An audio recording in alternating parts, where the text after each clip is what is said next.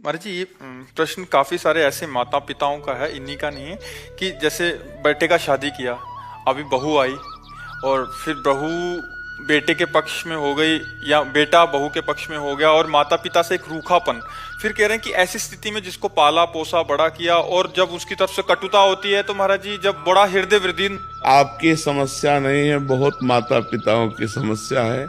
क्योंकि बच्चे अध्यात्म से जब तक नहीं जुड़ते तब तक उनको ये समझ में नहीं आता कि मातृ देवो भव, पितृ देवो भव, हमारे माता पिता हमारे भगवान हैं, ऐसा भाव नहीं आता। तो स्वार्थ में बुद्धि मलिन हो जाने के कारण अभी तो आप चल पा रहे हैं तो रूखापन है, और जब चल नहीं पाएंगे तो एकदम विरोधी भाव आ जाएगा। जब आप खाट पर शौच करेंगे ना और उनको फेंकनी पड़ेगी ना, तब गालियां खानी पड़ेंगी। कोई विशेष श्रद्धावान अपने ऐसे माता पिता की सेवा कर पाता है। नहीं तो बहू सास को पीट रही है, बेटा माँ पिता को मार रहा है लात डंडों थप्पड़ों से। तो ये जो अध्यात्म विहीन हैं, जिन्होंने शास्त्र स्वाध्याय नहीं किया, जिन्होंने भजन नहीं किया, तो उनके अंदर एक आसुरी बुद्धि पलती रहती है। आसुरी माने राक्षसी बुद्धि, और उस समय आने पर राक्षसी स्वरूप प्रकट। ये आसुरी बुद्धि है जो अपने माता पिता को मारे पीटे, कष्ट दे, उनको गालियां दे।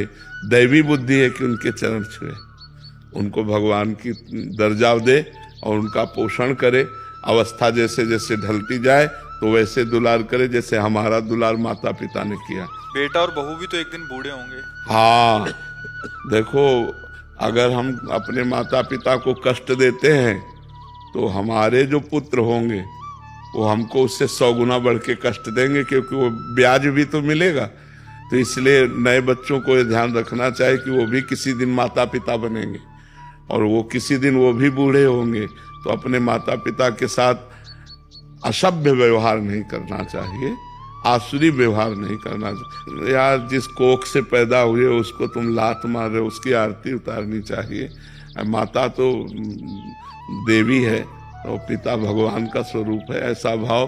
पर ये भाव तभी आएंगे जब सत्संग सुनोगे, अध्यात्म में चलोगे। अगर अध्यात्म की बात नहीं सुनोगे तो राक्षसी भाव ही आएगा कि चलो किसी अनाथालय में छोड़े आते हैं, फुटपाथ में छोड़े आते हैं, ऐसे। तो हमें लगता है आज हमारे नौजवानों को अध्यात्म श्रवण करने की आवश्यकता है। शास्त्र श्रवण करें, संतों की बात सुने, जिससे समझे तो माता पिता कौन है। माता पिता की आराधना से भगवान विट्ठल आज जो महाराष्ट्र में विराजमान है, वो माता पिता की आराधना से ही प्रकट हुए। पुंडरीक नाम के एक भगत अपने माता पिता को भगवान मानकर आराधना करते थे, तो भगवान स्वयं चलकर दर्शन देने आए। जो विट्ठल रूप में है ना, वो स्वयं दर्शन देने आए। माता पिता की आराधना भगवान की आराधना है। पर कलयुगी बच्चे नहीं समझ पा रहे हैं, वो अपने माता पिता को दुख दे रहे, तो उनके बच्चे उनको दुख देंगे।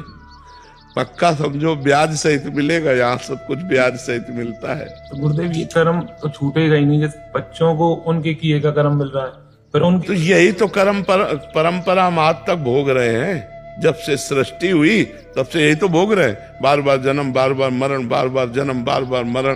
कहाँ मुक्त हो रहे हैं हम? ये कर्म परंपरा चली आ रही है, वैसे दुष्ट होते चले जा रहे हैं। अब ये अध्यात्म शिक्षा बचपन से दिए होते, गलती इनकी भी है। आधुनिक शिक्षा ही केवल दी, आध्यात्मिक शिक्षा नहीं दी, तो वो क्या जाने। अगर ये शुरू से कहते हैं छुओ पैर, प्रातः काल उठ करके रोज मम्मी के पैर छुओ, हाथ जोड़ो, बड़े भाई से हाथ जोड़ो, ये सिखाया गया है।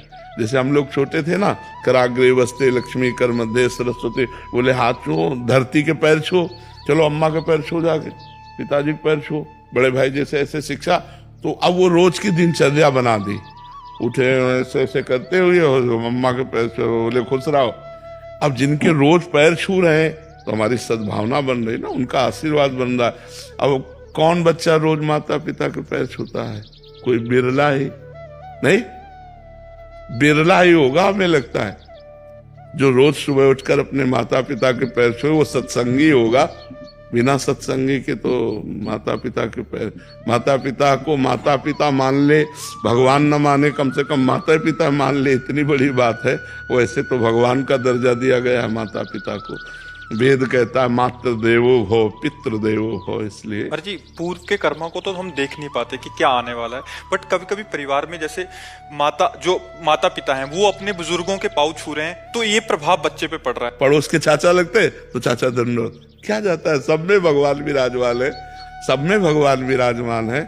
अगर हम अपने भगवान को चाचा ताऊ कह के दंडवत करते तो वही तो विराजमान है। तो इसलिए हमें लगता है कि नम्रता विनय ये हमारे समाज में कम होती जा रही, नहीं होती जा रही है। जो पढ़े लिखे बच्चे हैं उनको विनयी होना चाहिए। विद्या विनयम ददाति, विद्या विनय सभ्यता सिखाती। और आज का पढ़े लिखा बच्चा असभ्य होता जा रहा है। माता पिता का तुम अपना देखो हम देख लेंगे। कुछ तो पेरेंट्स भी अभी ना मतलब बच्चों मॉडर्न स्टाइल से चलना चाहते हैं थोड़ा, बच्चों को ही, क्योंकि खुद अध्यात्म नहीं है महाराज जी, इसलिए वो चाहते हैं कि जैसे हम है वैसे ही बच्चे बने। और क्योंकि बिल्कुल महाराज जी दिशा विहीन उनका ही खुद का ही जीवन है तो फिर कैसे मॉडर्न लाइफ जीने के चक्कर में और फिर वो मॉडर्न बच्चे टट्टी नहीं उठाएंगे। फिर तुम्हें पड़े रहना पड़ेगा। महाराज जी अगर सब गुरु के चरण कमलों में समर्पित कर दिया या फिर कर्म बंधन में, देखो जब तक कोई समर्पित होना नहीं चाहेगा तो किसी को समर्पित करने से कोई समर्पण नहीं होता। मनुष्य शरीर कोई फल फूल नहीं है, वो समर्पित नहीं होना चाहता तो हमारी ताकत नहीं कि हम उसको बदल दे।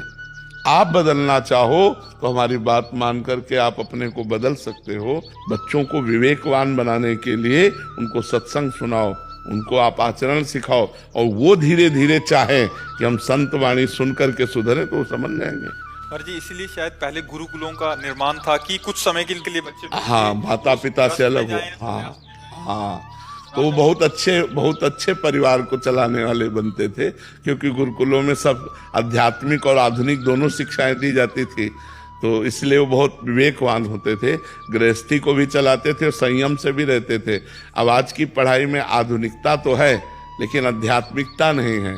तो आध्यात्मिक पढ़ाई ना होने के कारण विनय की बहुत कमी होती जा रही है।